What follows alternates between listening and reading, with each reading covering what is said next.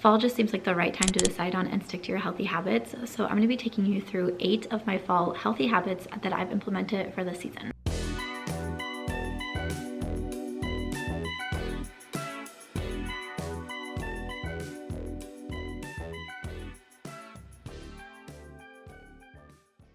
Number 1, and this was such a cute idea that I've seen floating around online recently, and that is creating a dopamine menu. And when I first heard this, I thought, what in the world is a dopamine menu and how do I create my own? So a dopamine menu, you think of a menu at a restaurant where you have your starters, you have your main dish, you have your sides, and you have your dessert. And you pick items in that category. And this is something that you can fall back on this dopamine menu instead of doing unproductive or not so healthy habits, if you will. A lot of times I hear the examples of doom scrolling. So this is something that we can do instead of that, that we can do instead of maybe something like online shopping, if that is something that you find yourself falling into when you have extra time on your hands and you're not being as productive. You can look back and fall onto your dopamine menu. So the way that I created my dopamine menu is starting off with our appetizers. Now these are items that, you know, are our smaller courses. Maybe these are things that take you 5 to 10 minutes to do during the day. So for me on my list, and that I've seen a lot of other people mention, is very simple breathing work or meditation. I think that breathing, which sounds so funny because obviously we do it all day, but a lot of people don't realize how beneficial it can be to just take a break and take a breath.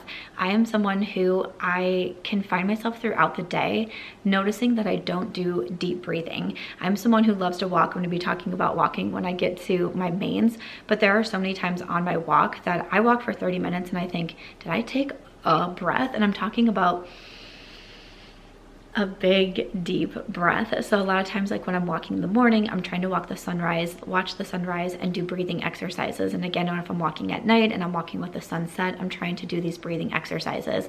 A lot of times since I've done this dopamine menu, I've tried to get into a routine of, for example, if I'm video editing, once I get to the end of like a certain amount of clips, like 15 clips, 15 minutes, something like that, I'll just sit back in my chair and take a breath, and it is such an easy thing to do. Another thing that just takes me a few minutes throughout the day is making my favorite hot chocolate or tea. So I love me some teas. A lot of times at night I have like a peppermint or a spearmint tea, something to help me sleep.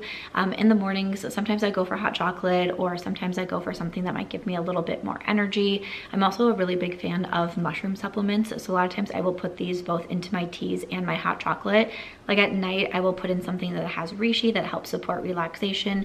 In the morning, I'll put something in my tea or hot chocolate that has like lion's mane, and that helps me focus throughout the day. So these are really easy little healthy habits that only take me a few minutes that will help me prepare for the day or help me prepare for my night routine. When we move over to the mains, so these are going to be things that take a little bit more time, a little bit more energy for us, a little bit more chunk of our meal, if you will. One thing that I put on here is to take a long walk. I mentioned earlier that I love walking. It is my favorite form of exercise, and I am quite the walker. So I typically aim to walk for at least 6 miles a day, and I try to be somewhere in like the 6 to 9 mile range. So that means that I do wake up pretty early because I walk for about an hour or two every single day before I start my work. It just helps me get a big chunk of that out. And my walks, to me, there's also a lot of things that I'm kind of habit stacking when I do my walks. Sure, sometimes I'm working, maybe I'm making a video, maybe I'm watching a video for some inspiration. A lot of times I try to answer comments on there as well, but a lot of times I'm also video chatting with my friends. I'm catching up on text messages, listening to a favorite podcast. Sometimes I stop at a Starbucks and get my favorite chai tea, but I love taking my long walks. I typically, like I mentioned, I like to do them in the morning, and then after lunch and dinner, I try to walk as well. So after I eat, I try to just have a little bit more movement in my body. So those are items that take up a little bit more time for me, is doing my long walks. I also put on here an everything shower, which an everything shower term I feel like really started on social media as well, but I am someone who I body shower every single day, throw my hair on top of my head, give myself a quick rinse, but there are days where you need to do the everything shower, and this is where you're doing the hair masks, you're doing the scalp massager, you know, obviously like cleaning your whole body, but shaving everywhere as well. And the everything shower to me is not just what's in the shower, it's also like what you're doing before. before. I'm a big fan of dry brushing. Sometimes I'm putting in a hair mask, letting it sit for a while before getting in the shower, or I'm doing a hair mask when I get out of the shower, covering my whole body with oil, doing lymphatic drainage massages. So an everything shower to me is like an experience, and when I have it, it's like I'm doing the full thing. Like I have a podcast on or maybe some music on, I have a candle going. It's really a big deal. An everything shower is. That's why we can't do it every single day, okay? And then for the sides, a couple things that I put down was a quick skincare routine. So again, this isn't gonna be like my full PM skincare routine where I'm incorporating all of my masks and all of my different serums and makeup remover and all of those things. It's just something kind of quicker throughout the day. So sometimes that's as simple as just doing a really quick face mask that just takes 5 minutes to do. Something that I know is beneficial for my skin. It's not something that I need every single day. Maybe you don't need to order a side every single time that you are out for a meal, but it's something, you know, every so often that I like to indulge in. And then for me, I also put on here reading. Honestly, I feel like reading could have gone under sides. It could have gone under desserts.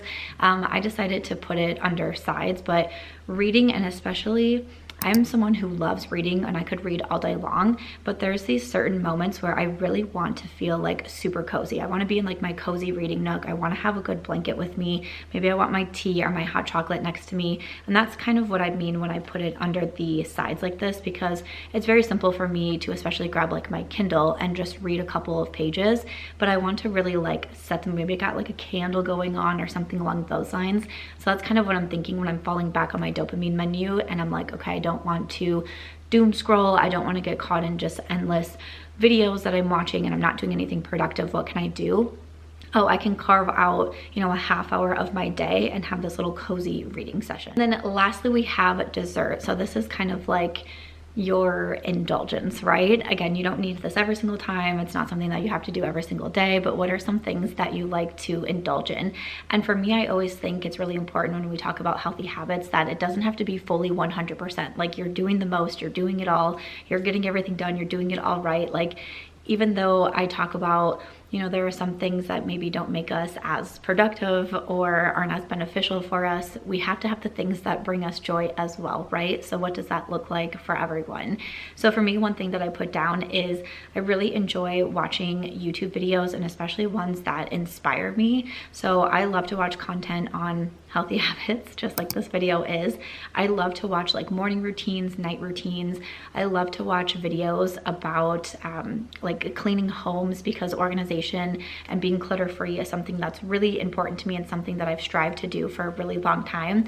I love to watch book content, so if you have any channel recommendations, I would always love to hear any of those. But I like these because they tend to inspire me, or they give me a new idea or something that I can try to do in my own life. But it's also kind of a way to, I want to use the words like unplug or unwind.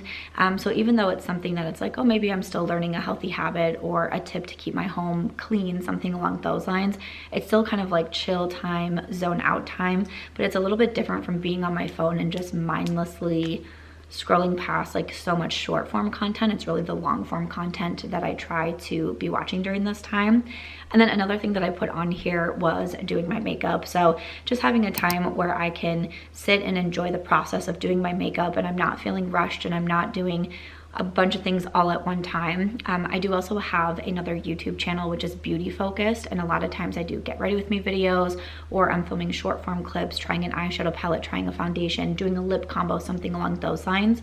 So when I put on the dopamine menu for dessert of doing my makeup, that's just doing my makeup for myself, and it's just doing it for me, and it's in a peaceful setting, and I'm not worried about angles and lighting and where to put my camera and how to have a snappy intro. I'm just doing my makeup because I enjoy the act of doing it, and I enjoy being creative, or maybe trying new products. So that is what my dopamine menu looks like. I would love to know if you have made one. I've been watching so many videos, and what people put on theirs I find so fascinating, so I'd love to know what some of yours are. The habit number 2 that I wanted to touch on is habit stacking, and I mentioned this when I was talking about the dopamine menu, but habit stacking to me is something that I have made a priority in my life for probably the last 3 years now, I want to say, is how I looked at habit stacking. And when I first was getting into it and learning what that even was, is you're essentially doing multiple habits at one time. So earlier I referenced my walks, and a lot of times when I would first hear people talking about habit stacking, they would say you're doing one thing you don't really want to do and you're pairing that with something that you really want to do.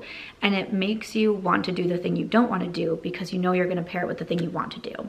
So a lot of people would reference like exercise, like going to the gym, but you're listening to your favorite podcast, or maybe you're watching your favorite show while you're on the Stairmaster, something along those lines. So for me, I referenced my walk and how I also listened to podcasts or talked to my friends at that time. The thing that I kind of have like a little bit of an issue with is that I genuinely enjoy my walks, but sometimes I wonder if I enjoy my walks so much because it's kind of like my time. I look at, you know, sometimes I am working, but I also look at it as like a little bit of my free time. And then I do also, one of my favorite things to do on my walks is to use the app Marco Polo and video chat with my friends. We send video messages back and forth to each other. It's not a live app, so you're just recording a video and you send it to them, but I get so excited. I go out for my walks, I'm like, oh, I wonder what this person said to me today, or this person, or I have a funny story, I can't wait to tell this friend about it.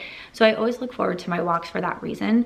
It's also the time that I really listen to podcasts. There's so many podcasts that I love, ones that range from healthy habits and finance tips, and then also just like fun ones as well. I'm a big sports girly. I especially love football, so I listen to some different sports podcasts too, and it's kind of my way to catch up on things that are happening in the world. Like I listen to like pop culture ones as well, and you know, I kind of have a variety of different podcasts, but that's kind of one habit stacking that I do. Or another one that I see really common is something like doing the laundry, folding the laundry, putting the laundry away, listening to your favorite you know, Spotify playlist, or putting on a show that you only put on when you are doing like your household chores, things like that. So again, you kind of are looking at it as one thing that you really should do. You should get this done. You should clean, you should organize, you should exercise, whatever it may be. But then how can you pair that with something that you really enjoy and that you really look forward to? That will make you more likely to keep up with your healthy habits, is by habit stacking. Number 3, and a fun one for fall especially, is in-season fruits, vegetables, recipes, meals, that sort of thing. For whatever reason, I just feel like fall is one of the best times for this. I don't mind winter and kind of like your cold weather, and then summer you kind of have like the lighter, fresher foods, but something about fall and the fall menus I feel like are just where it hits. So especially when it comes to in-season fruits and veggies, we all know that prices are on the rise right now, but if you buy something that is in season, they typically maybe will be local. Hopefully they will be a little bit more inexpensive than trying to buy something in its off season where it's harder to get, it's harder to produce, it's harder to stock in the grocery stores. And I have a list of some different ideas for fall. That's Brussels sprouts, cauliflower, broccoli, kale, apples, sweet potatoes, squash, turnips, cranberries, zucchini, and of course pumpkin. One of my goals that I have tried to implement for about the past 2 years now.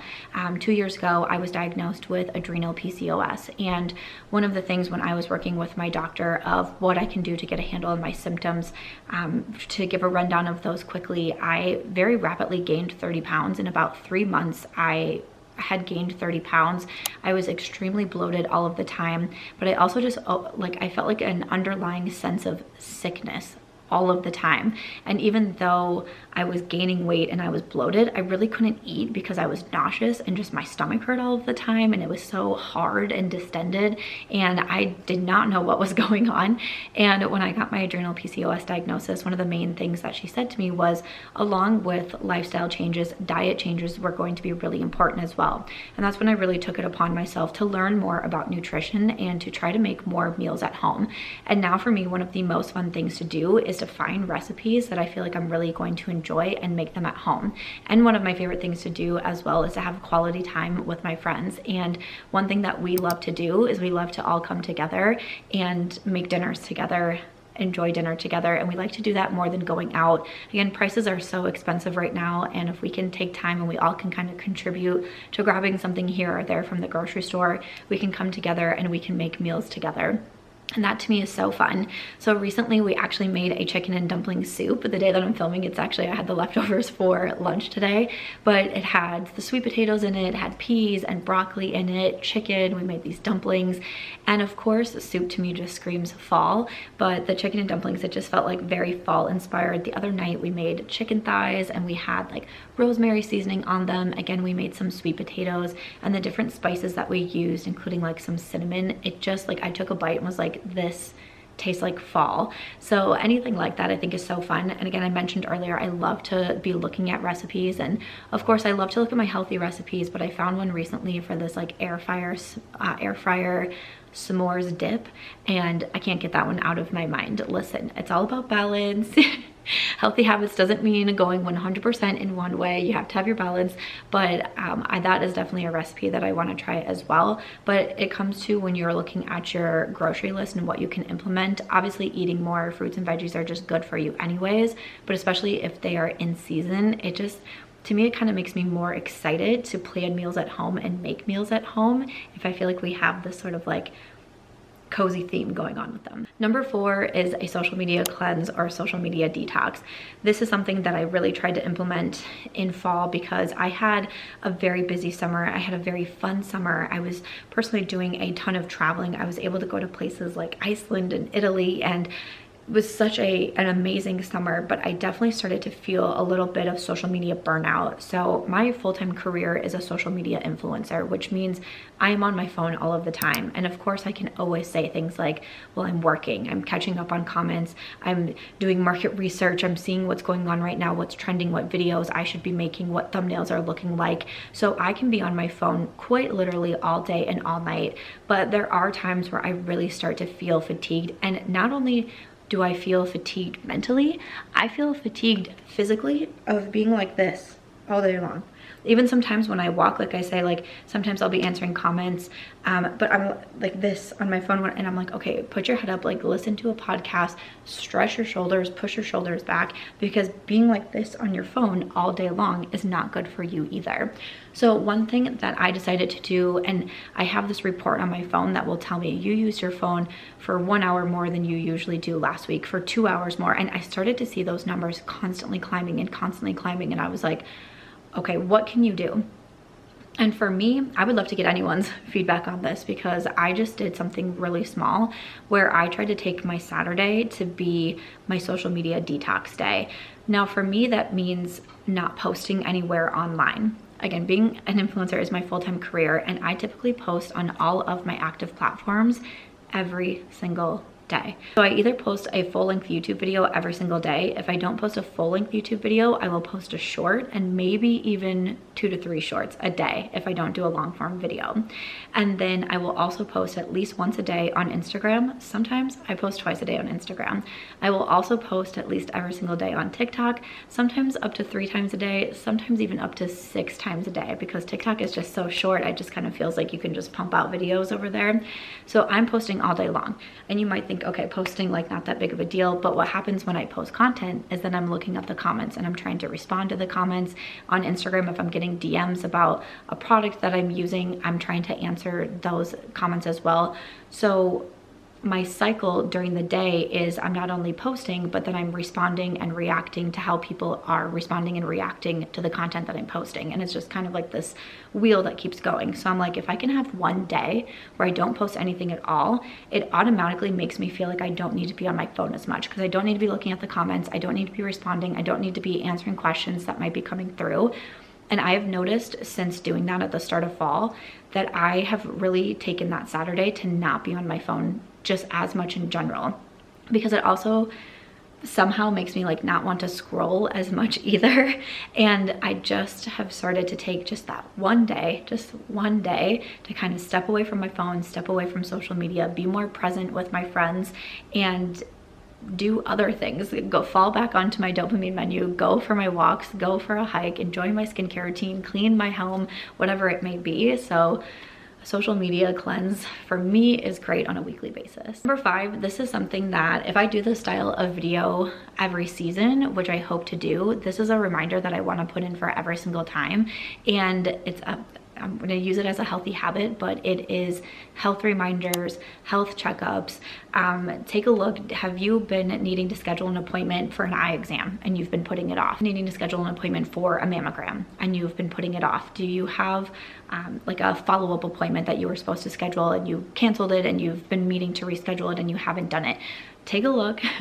Take stock of what it is that you need to do for your health. If there's any concerns that you have going on right now, this is your reminder to schedule those appointments, because this to me is something that is so important. Again, I talk about my adrenal PCOS diagnosis, and to me it's definitely put me a lot more in tune with my health, and it's also put me a lot more in tune with making sure I stay up to date on those appointments, or if I notice anything, of going in immediately.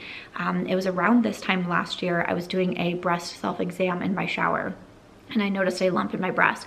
Within 2 weeks, I had an appointment for a mammogram and an ultrasound, because I was not going to play around. As someone who has a history of breast cancer in her family, I thought, I'm not going to be playing around with this one. And actually my mammogram did detect something. And so now I'm going every 6 months to stay caught up on that. But that was something, if I would have just let it go, who knows where it would have ended up. So this is your reminder. I want to do this every single season and always give these reminders to schedule those pap smears, schedule those mammograms, even your eye exams, your dentist appointments, whatever it may be that you need, or if there's someone in your life that you want to check in on. And know if you have like a mother or a grandmother and you're like, hey, I just want to check in, like, do you need anything? Do you need help scheduling appointments? Do you need rides anywhere? Anything like that. This is truly just a little health reminder for you. Habit number 6 is doing an audit of your sleep schedule or your sleep routine.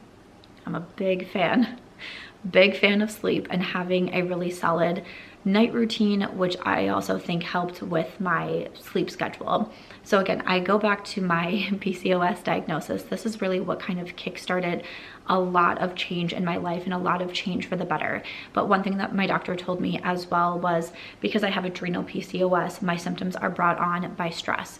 And one thing that you can do to help keep your symptoms at bay is to obviously lower stress. I had extremely high cortisol levels, so I wanted to lower those. And one way of doing that is by having quality and quantity sleep, but also really focusing on like the quality of your sleep. So one thing that I started to do was to implement a really solid night routine. And one thing about my night routine is, once I start to do these things, it kind of signifies to my brain, okay, this is your night routine. This is when you start to shut down and you're going to go to sleep soon.